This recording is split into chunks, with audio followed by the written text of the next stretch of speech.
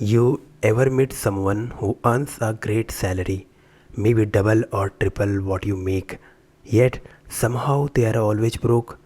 They drive a nice car, live in a modern apartment, eat at expensive places, and still say the same thing every month. I don't know where my money goes. The truth is, most people don't stay broke because they don't make enough. They stay broke because they don't manage what they already have.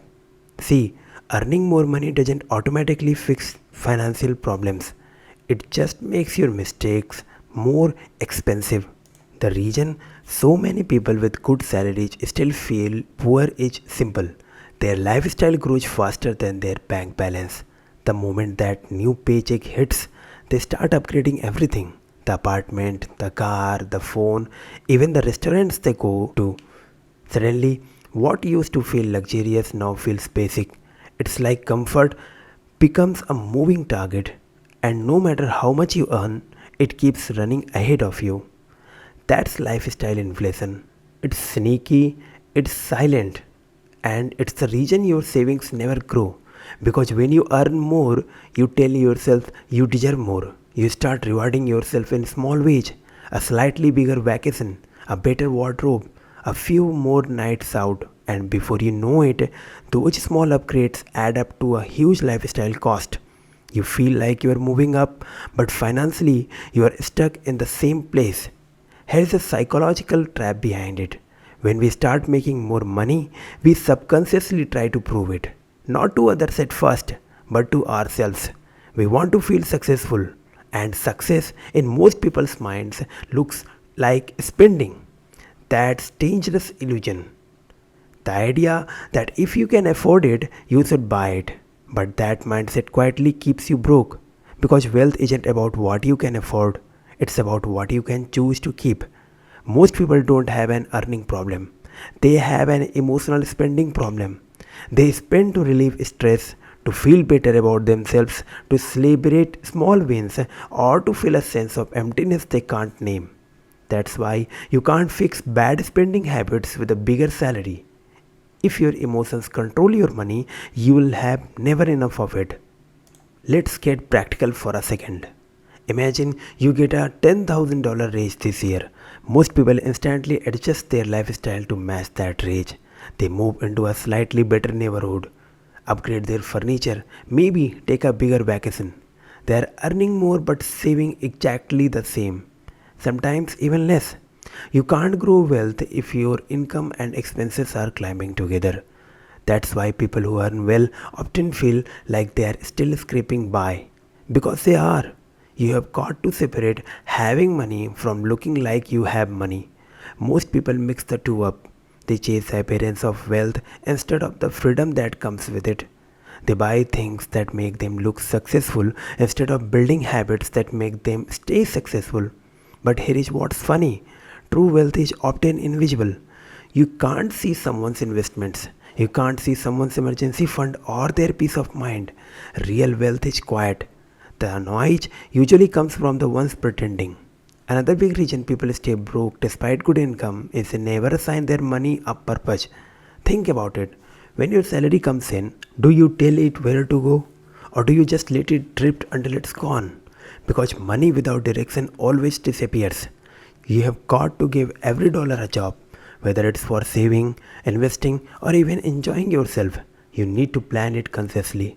Otherwise, you'll keep wondering where it went. And here is something nobody talks about: boredom is part of wealth building. When you start saving seriously, it will feel boring at first. You'll miss the thrill of spending. You'll miss that temporary excitement of buying something new. But that boredom is not a bad sign. It's a sign of maturity. It means your relationship with money is shifting from emotional to intentional. You're no longer chasing the rush, you're building the foundation. Now, let's talk about a mindset shift that changes everything. Stop measuring success by how much you earn and start measuring it by how much you keep. Because what's the point of earning $10,000 a month if you are spending 9,900 of it? You are working just to stay afloat. That's not progress. That's survival disguised as success. Here's a little truth that might sting. If you can't manage $1,000 wisely, you won't magically become responsible with $10,000. Income amplifies habits. If you are careless with a small salary, a bigger one just gives you more room to make the same mistakes. The goal is not to just earn more, it's to learn better money behavior. And no, this isn't about depriving yourself or living like a monk. It's about balance. It's about choosing peace over pressure. You can still enjoy your salary. You can still travel, eat out, or buy things that make you happy. But the key is do it after you have paid yourself first. Save before your spendings. Invest before you reward yourself. When you prioritize financial security, the rewards feel even better because they come without guilt. One of the most powerful things you can do is automate your wealth. Set up automatic transfers that move money into savings or investments the moment your salary comes in.